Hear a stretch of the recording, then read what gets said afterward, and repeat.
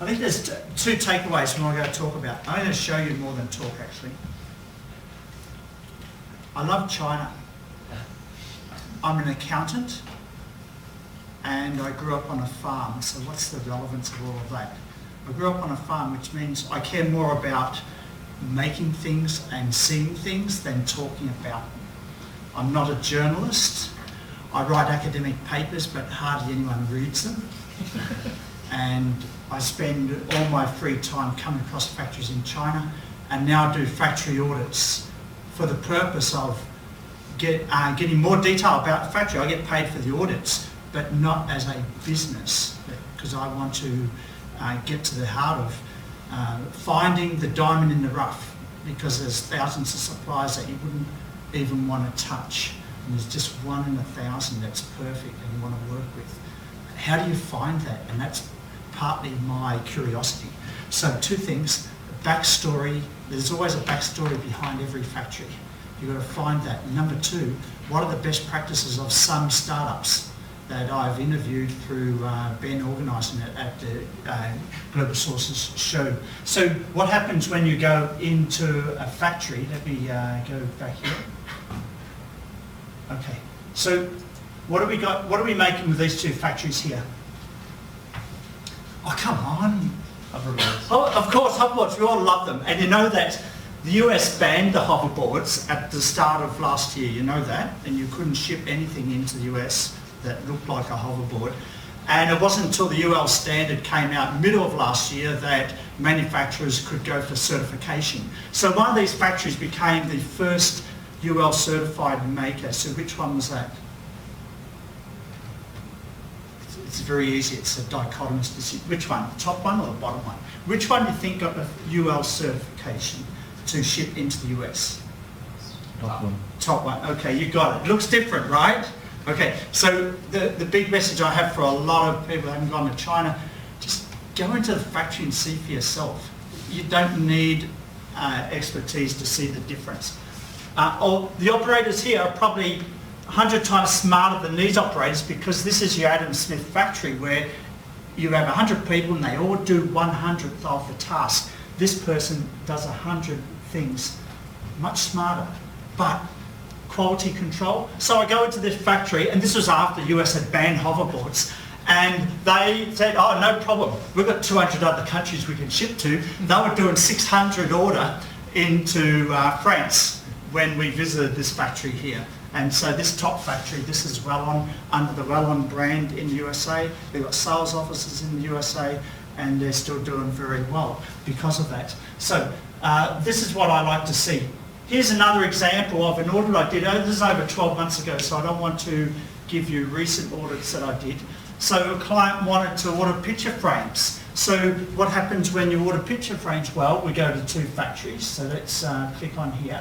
And so we have to visit the factory, right? So which factory would you buy from? And so just to speed up what we're going on here is quite obvious that these are two factories that are represented as top star suppliers in Global Sources anyway. So you think, okay, we can buy for anyone. But the other thing too, and Ben originally talked about negotiating with suppliers. A lot of negotiation is about how can you help the supplier reduce their costs. The first thing you go in here and say, oh, Mr. Supplier, you need to cut half of these people that are in sales. Okay. That negotiation starts about helping the supplier manage their costs rather than you just push the price down on them. So we've got two factories here, and we ended up recommending the client to buy from one of these factories. So which one would you buy from? You want more information, don't you? But your first impressions count, right? So who, hands up for the blue? Hands up for the red? Oh, wait, blue? I was blue. It doesn't matter. Look, both can do the job, yeah. Okay? Both can do the job. So you like, some people like the red, some of the blue. Actually, when I saw this, I went in here and I saw, because I've done a lot of work with HTC in Taiwan, and I found, wow, this is exactly like HTC in Taiwan. This is one of the top, what would you call it, generic smartphone manufacturers in Shenzhen, Joyhang Limited. And we're sourcing a photo frame from them. Wow. So anyway, in the end, okay, so let's go to negotiation now. And So the first order, 23 US dollars. The other one, of course, the cheaper one would offer a MOQ 1,020 US dollars. So what happens when you go with a really top line supplier that you don't want to have any problems? Okay, let's go with this one that's making smartphones. Well, second order, 26 US dollars, third order, 28 US dollars. Wow, suddenly you've got no margin as a buyer. And because you went with a powerful supplier. So the client came back, Neil, what do I do now? I've got no margin. If I order another 6,000 over the next 6 months, that's 30,000 US dollars I have to pay more.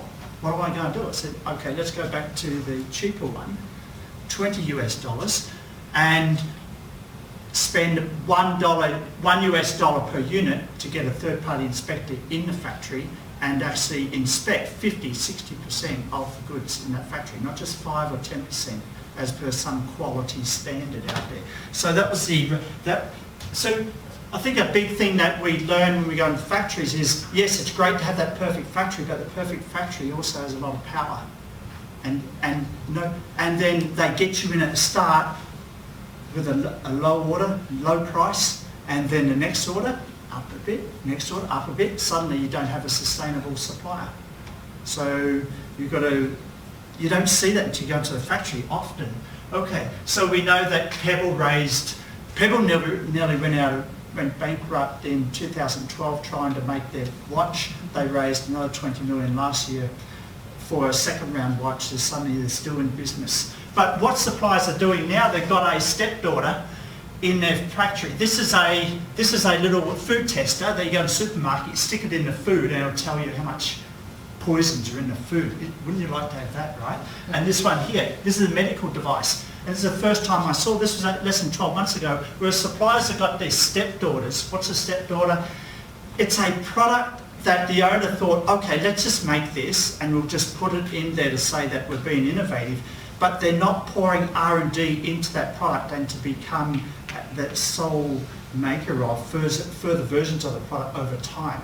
They put a little bit of money in it, they make it, let's just see what happens. So a lot of the suppliers you find in China, they don't have that innovative mindset where they want to focus on consistency and just making a little bit, tweaking it every year. They're looking around, oh, I like that product, let's copy that. I like that product, let's copy that. So the envy takes over the actual consistency over time. Right, what else have we learned when we're going in? I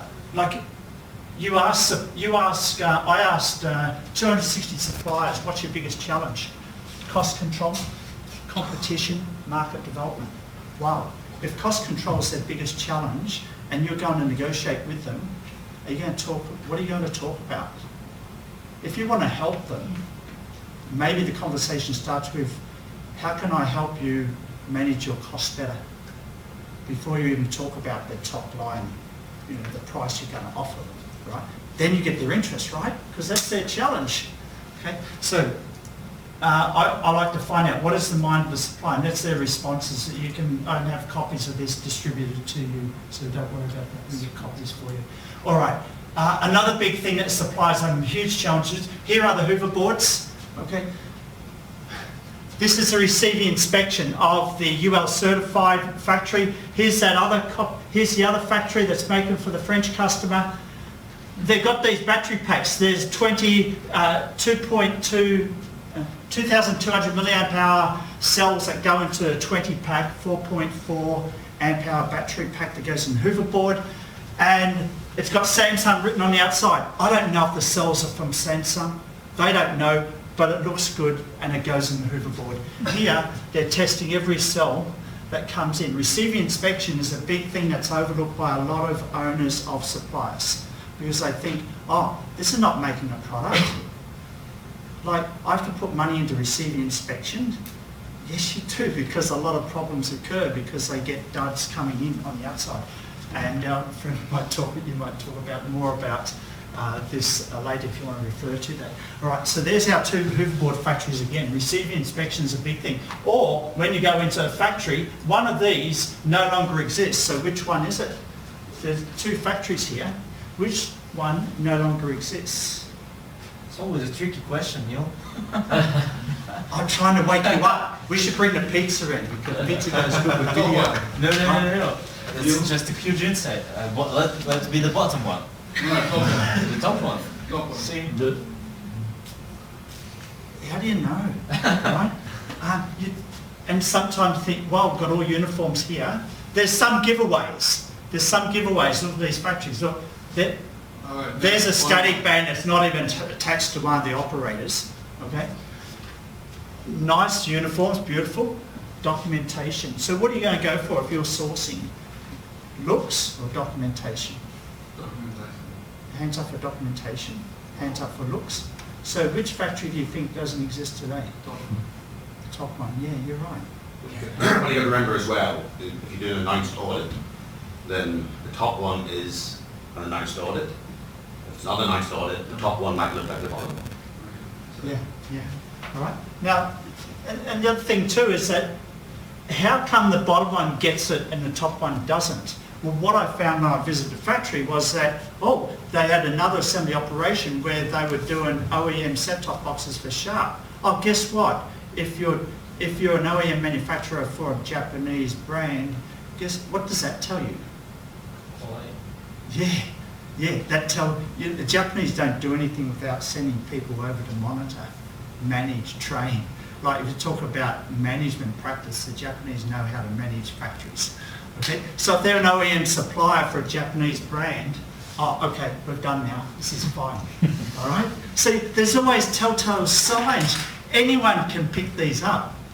All right. So OEM, and a big mistake that suppliers are making these days is that it's the envy. They're searching for the next best thing, but they forget that OEM is their pedigree. OEM is the DNA of their learning that makes them a good factory in the first place. The Japanese brand taught them the documentation. All right, not ISO 9000. Anyone get an ISO 9000? But the Japanese brand, they said, observers in, supervisors to make sure they get all that documentation right. Okay, so things that, a few ideas. Here's a famous one you know about. Now, only the professor would be allowed to go into this factory. What are they making here? Come on, you should all know. Joysticks. That's a Come on, Xbox One. what is that? Gaming controller. Yes. Yeah. Which one? Come on, there's only two. Which one is it? PS4. Xbox. Xbox, you got it. All right. So this is a supplier from Microsoft. Okay. All right. This is the main supplier from Microsoft. All right. And so amazing operation, but documentation through the whole assembly line. What do I mean by documentation? Here it is here. I slowed down the video just to show you that different parts of the assembly line, they're ticking off how many have passed, how many have failed, and there's the documentation. I just slowed it down just to show you briefly, okay? So there's all the passes and fails that are part of the assembly line. So you're looking for documentation all the way through. You've got that quality gauge going all the way through. That's Microsoft supplier.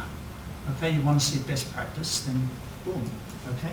So, and then it's not about automation, all right? Anyone can do automation, like there's the Microsoft one, there's the Joyhung one, but often automation is not the whole assembly line, it's just various parts of the assembly line. When HTC automated their assembly line in Taiwan, they replaced, I think it was about 5 people with 2 robots, but it was in the testing area, it wasn't in the assembly area. Like Foxconn went across to HTC to find out how to automate. It's not about automating everything. Automation is a strategic thing. Okay, so what are what I would recommend any of you, if you had time, you call IONI, tell them I sent you. Go and visit this factory because it is an amazing company. There's a Shenzhen listed company, and I visited them for a second time less than 2 months ago. They're making the ANC headphones now. I'd buy them, but their FOB price ranges from about $22 to about $38. You could go to another supplier and get ANC headphones, for half, 1/3 that price. But would you trust that quality over time? Right? IONI is an amazing one. Okay, so I went into that factory. Enough of that. Okay, so what are we learning from some of these startups? What are they? I've just finished writing a report with KPMG, hasn't been published yet, but here are some of the findings. That's what some of the big brand names are doing, like H&M and GR Armani and all that. A lot of interestingly, if you ask what are the big brands doing with their suppliers in China, are they moving out of China? Yeah, you know, they're moving, you know, to try and near and fast sourcing. That's a totally different strategy. But one thing they are doing is they're saying, oh, internet, no way. We've got to have our designers come into China and be face-to-face in their factory when we're designing, because of like the fashion world now is so fast now, and the internet is too slow for, and we do things over the internet, there's so much misunderstandings with communication. And so Armani, H&M, IKEA, they're just sending the designers across to Hong Kong, and in China they're in the factories for several weeks going through new ranges and everything like that. Interesting that you thought the internet. What about the unicorns in China? 46 of them, there's only 12 of them that are hardware. Okay, Xiaomi, DJI, Royale Corporation. There's only 12 that are hardware. What are all the others doing? Software, fintech. All right, it's a tell, isn't it, of where VC capital is going. Fintech and biotech at the moment. There's our. Okay, so Royale, what's so special about Royale? They're at the Startup Launchpad, Ben. Are they coming in October? Hopefully. You've got to get them. No, the reason, $3 billion unicorn now, but the owner, this is a diamond in the rough. This owner is a diamond in the rough because he has invested another $1.8 billion in heavy automated factory in Shenzhen, and he predicts the global display industry is 150 billion, will be over 300 billion in the next 5-10 years. Well, at the moment, 2016, 150 billion. That's going to be double. It's going to double that next 5 years. He's talking about having displays that will go on cups, and this will be a corporate gift. I give you a corporate gift, and there's a display on it, and it just syncs with Wi-Fi and things like that. The displays, they're made of flexible displays. You've got to get them back. All right? It's not just the VR goggle. All right. So you're gonna have a space in the launchpad for unicorns. Do you know what I mean? Get some buzz going. All right. Sorry to hold you up from pizza. What do we learn from startups?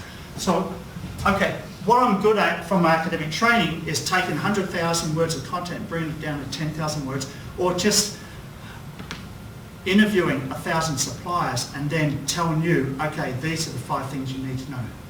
Okay, so we interview all of these, plus many, many more, and this is what I got, and you've got that handout in front of you, that list, okay?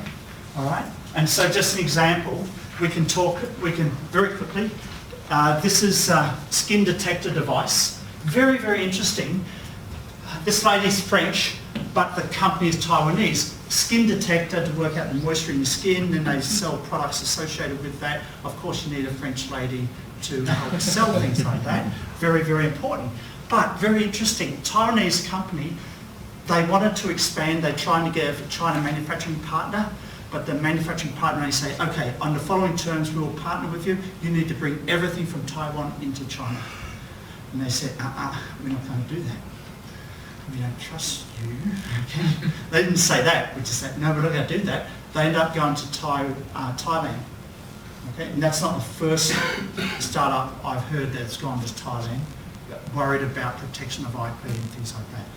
Like, you know, SK Ross, that major brand of power adapters. Come on, you're traveling, you know the power adapter.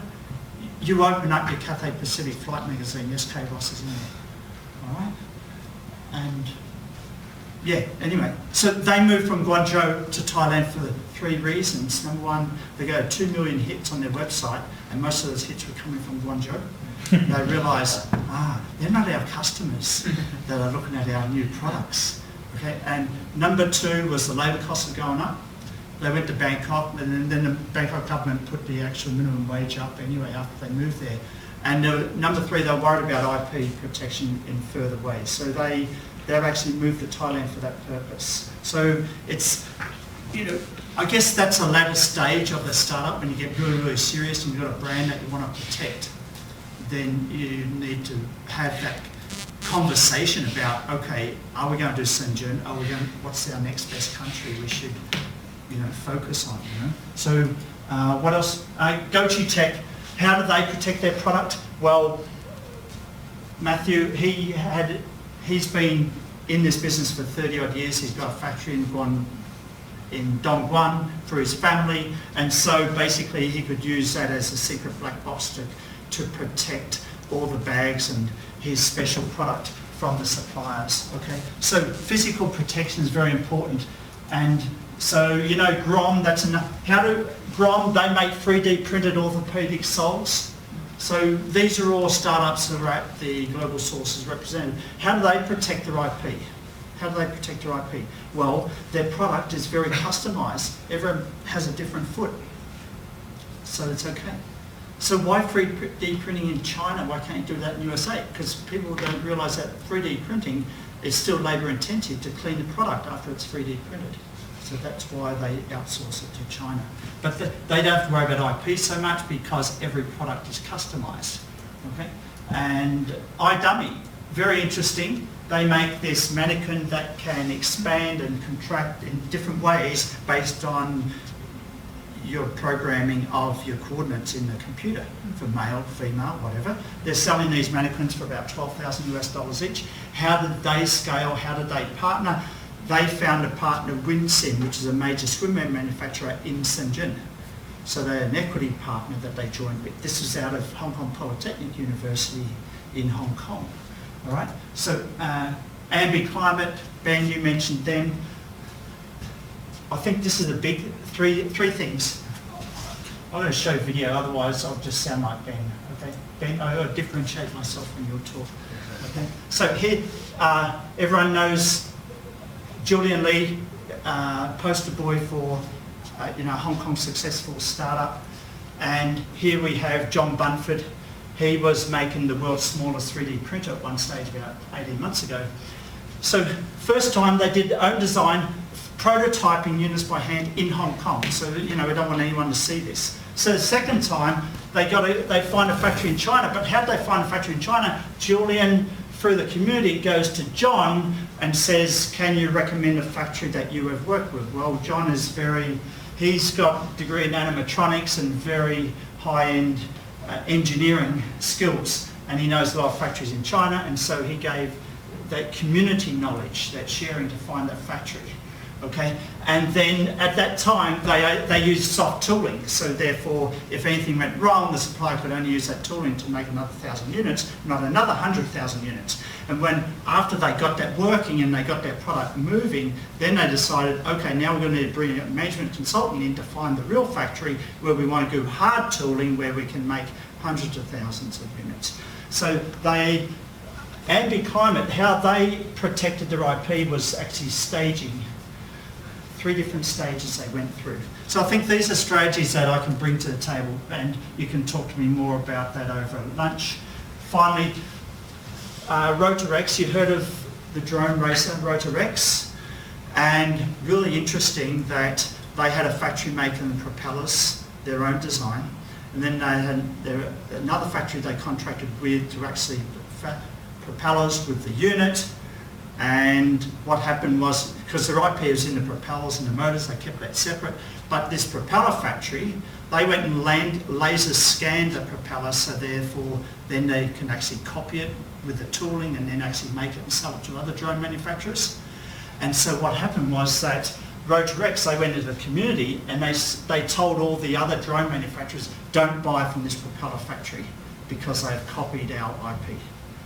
And then this factory found out that they were being shamed on social media. They contacted Rotarex. What are you doing? What is it? Well, stop copying. So, okay, if we don't copy, will you stop shaming us? I said, okay, all right.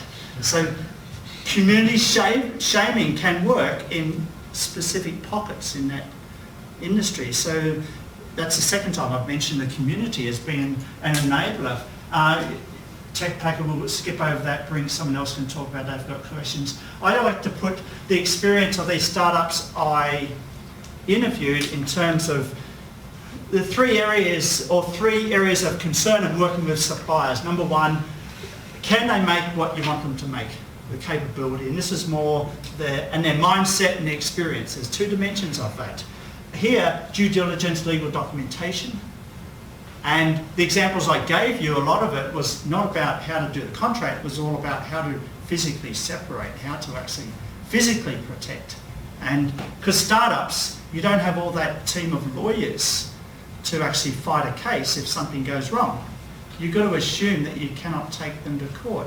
You go bankrupt trying to do that. Yeah, the big brands, Fortune 500, they got that big whip, but no startup has that whip.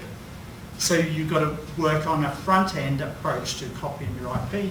And there's some examples I showed you. And then finally, you've got that measurement verification of that process where you might get third parties in, or better still, you've got to be in there yourself. So let me just stop there. Thank you for giving me the time. Ben, thank you.